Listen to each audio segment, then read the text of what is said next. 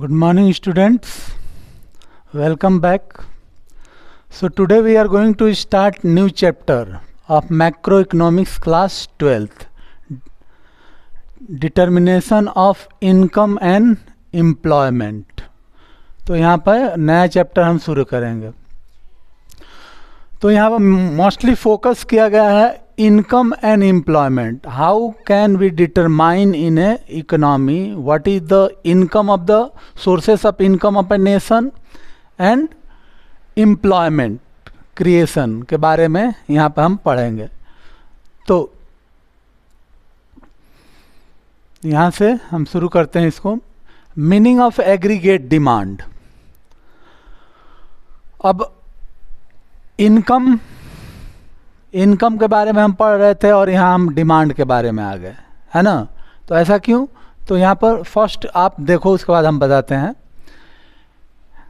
है ना.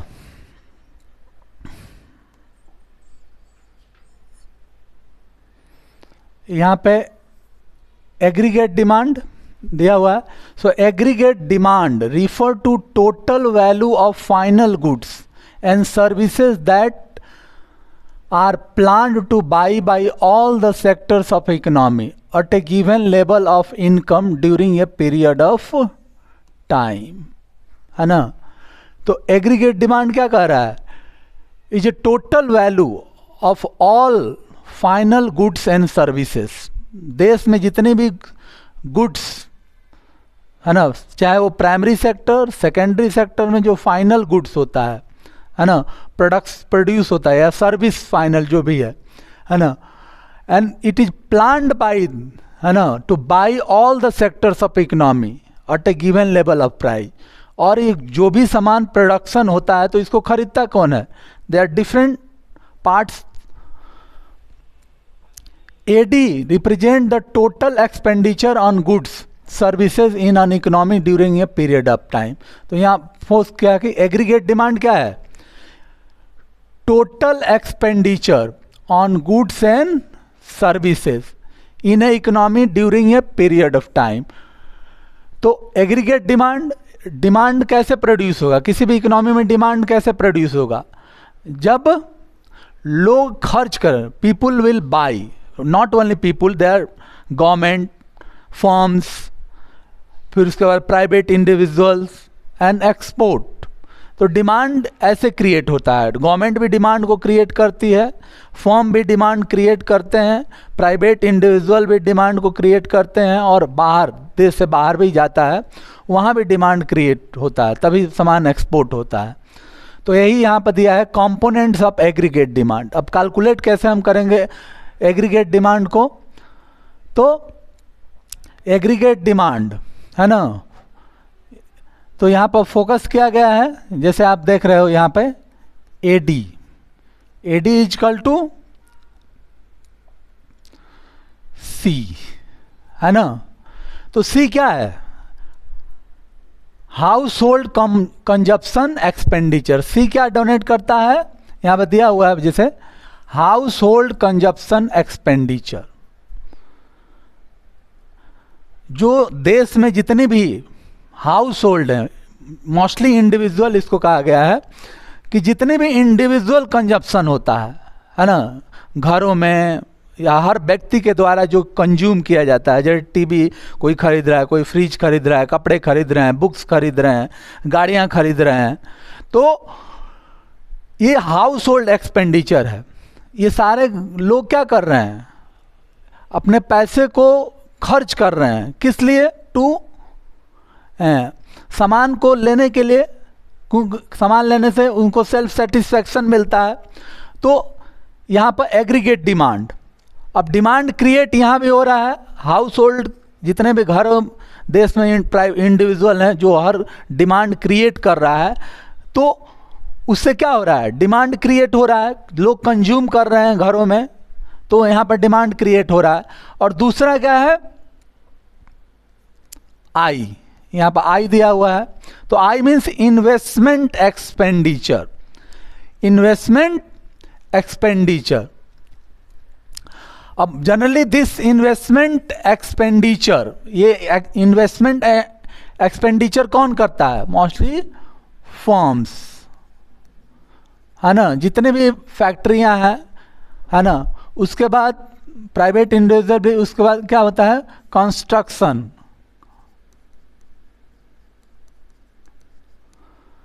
जितने भी कंस्ट्रक्शन होते हैं मोस्टली इंडिविजुअल हम लोग कंस्ट्रक्शन करवाते हैं, घर बनवाते हैं या बड़ी बड़ी बिल्डिंग है, तो ये सारा क्या है? इन्वेस्टमेंट एक्सपेंडिचर है। ये खर्च हो रहा है लेकिन कहाँ हो रहा है? इन्वेस्टमेंट पे, है ना, या कोई लैंड बाई कर रहा है, तो ये सब क्या है? इन्वेस्टमेंट। तो इसको इन्वेस्टमेंट आई करके डोनेट किया जाता है, तो ये भी एक डिमांड क्रिएट करता है। डेफिनेटली फर्म भी इन्वेस्टमेंट, फैक्ट्रियां बनाएंगी, मशीनें खरीदी जाएंगी या घर बनाए जा रहे हैं, तो उसमें भी क्या है? डिमांड क्रिएट होता है ना। यहाँ पर गुड्स एंड सर्विसेज का डिमांड होता है ना, गुड्स एंड सर्विसेज का डिमांड यहाँ पे क्रिएट होता है। अब थर्ड में दिया हुआ है जी। G means government consumption and expenditure. सरकार भी पैसे को खर्च करती है। गवर्नमेंट कहाँ खर्च करती है? सपोज करो हम कहते हैं कि what is the investment of the government. Government का खर्चा कहाँ है? सपोज करो गवर्नमेंट खर्च कहाँ करती है? आप देखे होगे, है ना, पेइंग सैलरी टू एम्प्लॉयज, उसके बाद कंस्ट्रक्शन, है ना, ग्रेचुटी, पेंशन, है ना, ये सारा सरकार का खर्च है। तो वही यहाँ पे बोल रहा है गवर्नमेंट कंजप्शन एंड एक्सपेंडिचर। सरकार कंज्यूम भी करती है, ऐसा नहीं कि केवल एक्सपेंड है, ये सारा खर्च है, सैलरी, कंस्ट्रक्शन। लेकिन कंजप्शन कहाँ सरकार करती है? मान लो सड़कें, construction of the roads by the government, तो सड़कें बन रही है तो वहाँ पर कंजप्शन हो रहा है ना, सीमेंट का कंजप्शन हो रहा है, कोल टार का कंजप्शन हो रहा है, स्टोन का कंजप्शन हो रहा है, रेलवे लाइन बन रही है, स्टील का, गवर्नमेंट बिल्डिंगें बन रही हैं, तो ये सारा क्या है? कंजप्शन है। It is consumption bye the government. अपने एम्प्लॉय के ऊपर जो खर्च करती है रहने में, खाने में, तो ये कंजप्शन है। और जो सैलरी, ग्रेचुटी, पेंशन वगैरह देती है, सारा सरकार का एक्सपेंडिचर। या इन्वेस्टमेंट, सरकार इन्वेस्टमेंट भी करती है, तो ये सारा क्या है? तो ये सारा जी करके यहाँ डोनेट किया गया है। अब नेट एक्सपोर्ट, इसके बाद X minus M. X minus M को हम क्या कहते हैं? इसको नेट एक्सपोर्ट भी कहते हैं, नेट एक्सपोर्ट। तो यहाँ पर X is equal to export and M denotes for import. M क्या दर्शाता है? इम्पोर्ट को। तो एक्सपोर्ट माइनस इम्पोर्ट, है ना, तो वही। अब इन सारे को अगर हम जोड़ दें तो क्या आ जाएगा? Aggregate demand. देश में डिमांड ये चार सेक्टर मिलकर के करते हैं, जो भी डिमांड है डिफरेंट थिंग्स का, है ना। तो फर्स्ट हाउस होल्ड, है ना, consumption and expenditure, house hold consumption, उसके बाद investment expenditure, third government consumption and expenditure, और उसके बाद नेट एक्सपोर्ट। ये चारों टर्म को अगर हम जोड़ देते हैं तो हमारा एग्रीगेट देश में कुल कितना डिमांड है ये निकलेगा। अब एग्रीगेट डिमांड क्या करता है? एडी इजकल टू वाई, मतलब नेशनल इनकम। नेशनल इनकम, देश की इनकम कैसे आती है? या तो हम डिमांड एक्सपेंडिचर को जोड़ दें, है ना, आप पढ़े होंगे income method, expenditure method, value added method, है ना। तो यहाँ पर क्या है? ये एक्सपेंडिचर मेथड है ना। तो किसी भी देश के इनकम निकालने के लिए क्या किया जाएगा? इनकम, लोगों की इनकम कितनी है, या तो सबको जोड़ दें, गवर्नमेंट की इनकम कितनी है, प्राइवेट इंडिविजुअल की इनकम कितनी है, फर्म्स की इनकम कितनी है, और नेट एक्सपोर्ट। तो ये सारा इनकम हम जोड़ देते हैं तो निकल जाएगा। या एक्सपेंडिचर हम जोड़ देंगे, तो मोस्टली यहाँ पर एक्सपेंडिचर की बात की गई। एग्रीगेट डिमांड में डिमांड जब क्रिएट होगा तो खर्च होगा। डिमांड कब क्रिएट होगा? जब लोग खर्च करेंगे, लोग अपना खर्च करेंगे पैसे को। हम जब पैसे को खर्च करेंगे तो क्या होगा? दूसरे के लिए वो इनकम होगा, है ना। तो टोटल अगर एक्सपेंडिचर को भी जोड़ दिया जाए तो नेशनल इनकम यहाँ पर निकल जाएगा। अब जनरली यहाँ टू सेक्टर इकोनॉमी, अब two sector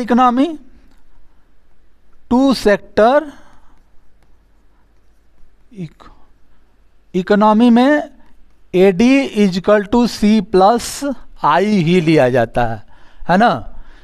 to sector model में इसको नहीं लिया जाता है ना। तो यहाँ पर क्या लिया जाएगा, house hold consumption and expenditure and investment expenditure, है ना। तो यहाँ पर दो ही लिया जाएगा।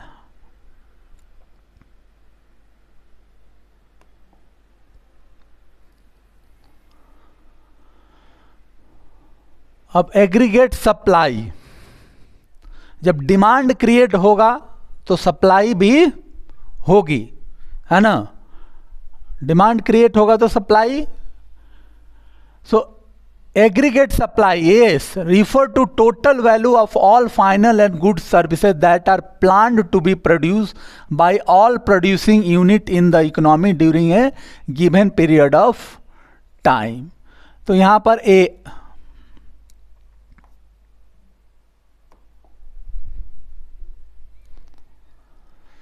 यहां पर हम एग्रीगेट सप्लाई, तो एग्रीगेट सप्लाई क्या है, if demand will be created definitely supply को भी क्रिएट करना पड़ेगा हमको। सप्लाई को मेंटेन करने के लिए क्या है, उतना प्रोडक्शन बढ़ाना पड़ेगा। तो वही यहाँ फोकस कर गया कि aggregate supply refer to total value of all final goods and services that are planned to be produce by all producing unit, है ना। तो यहाँ पर final goods and services, total value of final goods and services that is going to be demanded in a particular year. जितना demand बनना है एक साल में, तो वो क्या करेगा, जितने भी प्रोड्यूसर हैं उतने एस्टिमेट करके वो क्या करेगा, प्रोडक्शन करेगा। क्यों, to maintain the supply of the goods and services, है ना। अगर हम supply of goods and services को मेंटेन नहीं करेंगे तो क्या होगा, प्राइस राइज होगा। आप पढ़े, कमी आएगी तो प्राइस बढ़ेगा। तो उसको मेंटेन करने की कोशिश की जाती है कि प्राइस राइज ना हो। अब it is also a value of total output available in economy during a given period of time. अब एग्रीगेट सप्लाई क्या है, the value of output available in a economy in a given period of time, total value of output available, कितना production हुआ देश में एक साल के particular economic year, one accounting year में ही इसको काउंट किया जाता है ना। तो aggregate supply is equal to C plus, अब यहाँ पर C आपने पढ़ा, तो सी क्या था, house hold consumption and expenditure plus supply, है ना। तो इसके सी आप पढ़े, ये क्या है, हाउस होल्ड कंजप्शन एक्सपेंडिचर,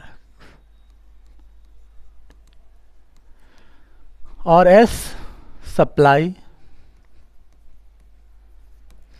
तो हाउस होल्ड कंजप्शन एक्सपेंडिचर और सप्लाई दोनों को हम ऐड कर देंगे। तो aggregate supply represent the national income of a country, है ना, is equal to Y national income.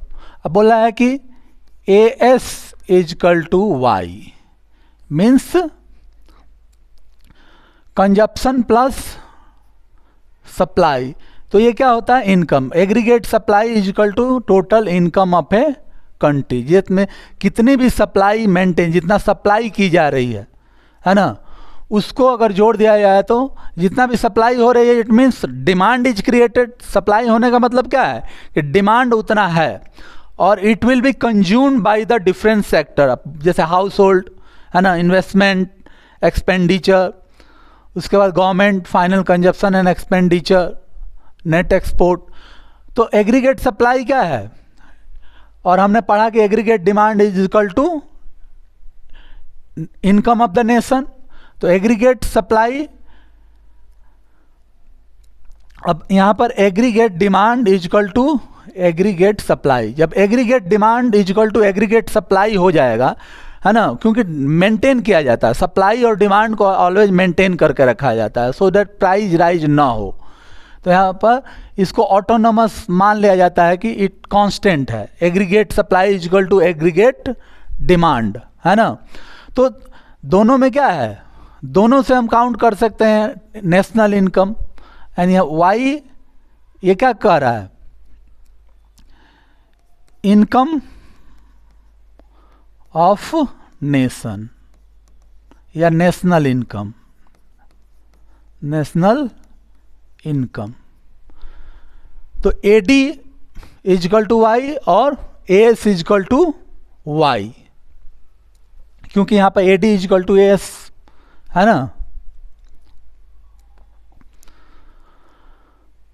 अब कंजप्शन फंक्शन, सप्लाई के बाद क्या होगा, कंजप्शन। देश में जितना सप्लाई हो रहा है तो डेट मीन्स वाई, सप्लाई को हम क्यों मेंटेन कर रहे हैं, because there is a demand. And demand, why there is a demand, because people are consuming, है ना, प्रोडक्ट को कंज्यूम कर रहे हैं। तो यहां पर क्या दिया है, कंजप्शन फंक्शन। यहां पर कंजप्शन फंक्शन का डेफिनेशन दिया हुआ है।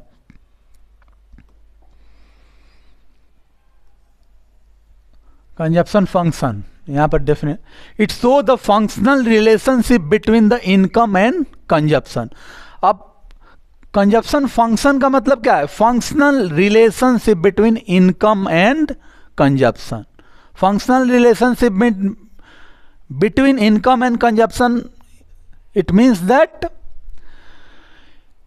इनकम जब बढ़ती है तो कंजप्शन बढ़ता है कि नहीं बढ़ता है, किस रेशियो में बढ़ता है ना। तो उसी को फंक्शनल रिलेशनशिप कहा जाता है ना। बिकॉज कंजप्शन किस पर निर्भर है, कंजप्शन इनकम पर निर्भर है ना। इनकम होगी तो कंजप्शन होगा, इनकम नहीं भी रहेगी तो कंजप्शन रहता है, बट वो मिनिमम लेवल पर रहता है। लेकिन इनकम जब बढ़ेगी तो कंजप्शन भी बढ़ेगा, है ना। तो यहाँ पर दिया गया है कंजप्शन, है ना, C is equal to FY. तो it means that consumption is directly related to और पॉजिटिवली रिलेटेड टू इनकम, है ना। और ये क्या है, ये कंजप्शन फंक्शन है, फंक्शनल रिलेशनशिप। इसका आप पढ़े ही हो, consumption, C for the consumption. ये कंजप्शन के लिए लिया जाता है, ये लिख लोगे कंजम्पशन।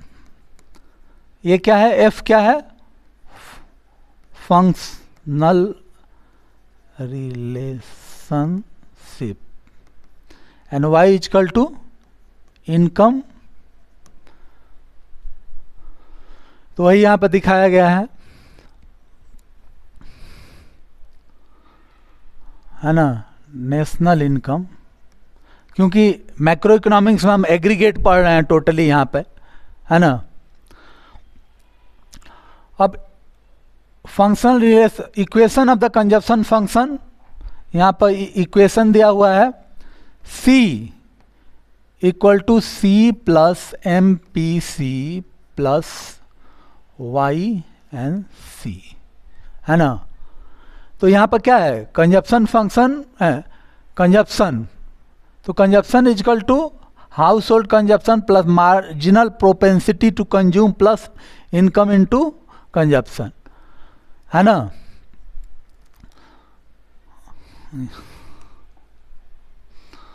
तो इक्वेशन फॉर कंजप्शन फंक्शन दिया हुआ है, C is equal to C plus M P C into income into consumption, marginal propensity to consume. अब मार्जिनल प्रोपेंसिटी टू कंज्यूम आगे चलकर हम निकालना इसको सीखेंगे, किस तरह मार्जिनल प्रोपेंसिटी टू कंज्यूम हम फाइंड आउट करेंगे, है ना। जनरली क्या होता है, when the income level rise, एक लेवल से जब इनकम दूसरे लेवल पर बढ़ती है ना, सपोज करो कि 10,000 इनकम है, 12,000 हो गई, तो हमारा जो मार्जिनल प्रोपेंसिटी टू कंज्यूम होता है, कंज्यूम करने की जो क्षमता होती है वो क्या होती है, बढ़ जाती है, उसी को ये डोनेट करता है। है ना, और it is directly related to income and consumption. और मार्जिनल प्रोपेंसिटी का फर्क किस पर पड़ता है, इनकम और कंजप्शन, है ना।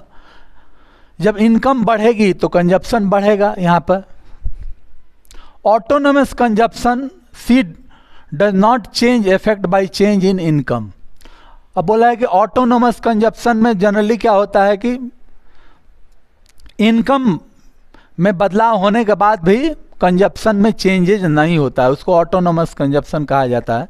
Consumption expenditure at zero level of income is called autonomous consumption, है ना। अब सपोज करो कि यहाँ पर जैसे हम एक ग्राफ के तौर पे आपको समझा दे रहे हैं। अब यहाँ अरे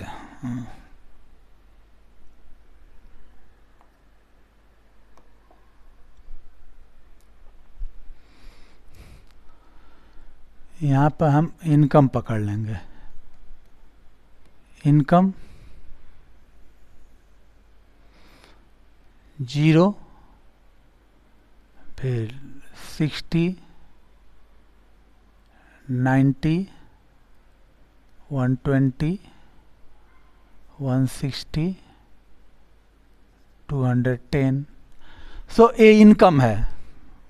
ऐसे भी सिचुएशन होते हैं जहाँ पर इनकम 0 होती है और बहुत जो भी अनएम्प्लॉयड पीपुल है देश में, बहुत सारे लोगों की इनकम 0 है ना। और जैसे इनकम बढ़ रही है तो डेफिनेटली इनकम अब यहाँ क्या है, कंजप्शन से रिलेटेड, कंजम्पशन, इसको हम सी भी कर सकते हैं और ये वाई लिखा जा सकता है यहाँ पे वाई। तो ये एग्रीगेट। अब जनरली क्या बोला है यहाँ पे, जैसे बोला है consumption expenditure at zero level of income is called autonomous consumption. अब यहाँ पर इनकम क्या है, 0 है, बट कंजप्शन 20 रहेगा, है ना। सपोज किसकी इनकम 0 भी है तो सम कंज्यूम करेगा, ऐसा नहीं है कि जब इनकम 0 हो जाएगी तो कंज्यूम नहीं करेगा, वो कंजप्शन बढ़ता है। तो ये इसी को कहा जाता है, इसको हम क्या कहते हैं, ऑटोनोमस कंजप्शन। इसको ऑटोनोमस कंजप्शन कहा जाता है ना। वो लिखा है at zero level of income it is called the autonomous consumption. 0 level पर भी ये इनकम रहेगा, है कंजप्शन रहेगा। अब इसके बाद क्या होगा, 20 के बाद सपोज करो कि 40, है ना। उसके बाद 60, 100, जैसे जैसे इनकम बढ़ती जाएगी कंजप्शन बढ़ता जाएगा। तो इसके बाद क्या आ जाएगा, सेविंग आ जाएगा यहाँ पे, सेविंग, है ना। अब इसमें से जो डिफरेंस है वो क्या है, सेविंग हो जाएगी। तो जनरली सेविंग को कांस्टेंट मान लिया जाता है, समझने में आसानी होती है ना। तो जैसे यहाँ पर सेविंग भी क्या हो जाएगी, सेविंग जैसे एस इसको लिख देंगे तो सेविंग में इसको हम मान लेते हैं 20, 20, 20, 20 ऐसे करके, है ना। तो ये यहाँ पर बोल रहा है कि equation of the consumption function C, है ना, ऑटोनोमस कंजप्शन। अब ये क्या है कि ऑटोनोमस कंजप्शन, इसी को ऑटोनोमस कंजप्शन बोला जाता है। जहाँ पर इनकम 0 होती है वहाँ पर भी कंजप्शन बरकरार रहता है ना।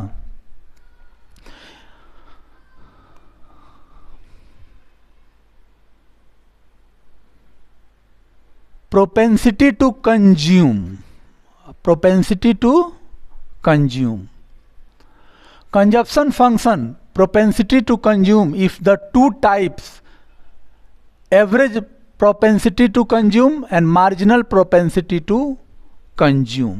यहाँ पर दिया है कि कंजप्शन फंक्शन, है ना, वर्क्स ऑन ए 2 ways। जैसे propensity to consume is of 2 type, how the consumption पर किस तरह प्रभाव पड़ता है ना। तो एवरेज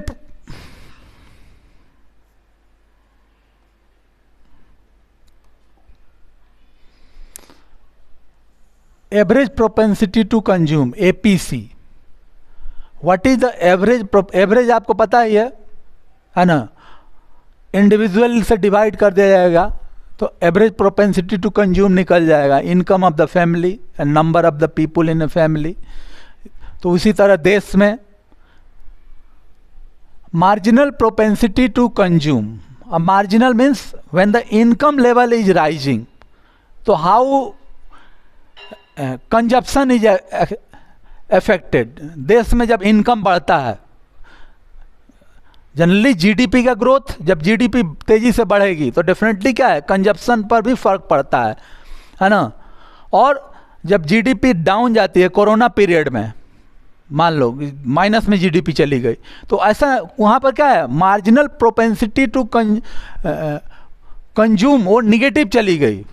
निगेटिव मतलब क्या है, लोग खर्च कंज्यूम करना बहुत कम कर दिए। तो वो average propensity to consume is refer to the ratio of consumption expenditure to the corresponding level of income. अब एवरेज प्रोपेंसिटी टू कंज्यूम यहाँ पे जैसे हम फॉर एग्जाम्पल इनकम किसी की 100 है, मान लो यहाँ पे इनकम 100 है, अब कंजप्शन वो कितना कर रहा है, सपोज करो कि इसमें से 60 वो कंज्यूम कर रहा है और 40 को सेव कर रहा है, तो ये क्या है, अब वही बोला है कि refer to ratio of consumption expenditure to the corresponding level of income. तो what is the ratio, ratio यहाँ पर क्या है 60/100, 3/5, तो इसका 3:5 या परसेंटेज में हम इसको निकाल लेंगे। तो ये क्या हो गया, APC average propensity to consume. अब break even point C = Y, इसको हम नेक्स्ट वीडियो में देखेंगे, है ना, लंबा वीडियो हो जाएगा, तो नेक्स्ट पार्ट हम इसको स्टडी करेंगे। Okay, thank you.